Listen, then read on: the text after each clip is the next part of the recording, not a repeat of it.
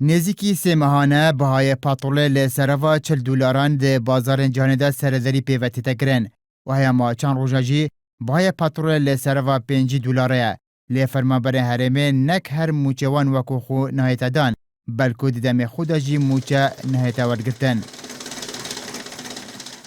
لگوری وان آمارو هجماریان که وزارت سامان سروشی بالا وکریه لی دست پیکا ای سال هیا کونها حکومت هرمه بتنه لی شاندنا پاترول ریکا بوریان قاسی 2,607,986,101 دستوی کتینه. دهات پاترول حکومت هرمه لی ریکا شاندنا راست خویا بوریان ده ما پیجمین در باز بیده به وی آوایه. لی دست پیکا سال 2016 حکومت هرمه قاسی $605 میلیون اخسنه سر حسابه وکو دهات شاندنا راست خویا پاتروله بو مها 12 سال 2015 ده مها یکا سال 2016 قاسی $575 میلیون دهات هبون. ده مها دویا ای سال قاسی $233 میلیون دهات هبون.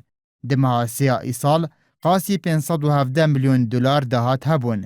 ده مها چوارا ای سال قاسی $317 میلیون و 500,000 دهات هبو. ده مها 5 دا قاسی $315 میلیون و 486,101 دهات هبو. لگوری وان آماران جبید که وزارت سامان سروشی بالا وکریه حکومت هرمه بتنه لرکا شاندنا راست خویا پاتروله دهات پروکنا موچه 6 ماهن فرمانبره هیا به سیستم نوی موچه خو اگر دهات نفخو و جفکان دنن دهات حکومت هرمه آماجه پی بهته کرن او حکومت هرمه لدست پیک ایسال و هیا کونها دکاره موچه زتر جه 7 ماهان یه فرمانبران دابش بکه لحیانها بتنه موچه 4 ماهان یه فرمانبران دابش کریه. هشتا دهات شاندنا پاترول هرمه جالیه دزگاهی که در و بینی تدن هاته کرن جبر ویکی پیش بینی تیتا کرن دهات پاترول هرمه بهت ذکرن جوه که وزارت سامان سروشی اشکره کریه.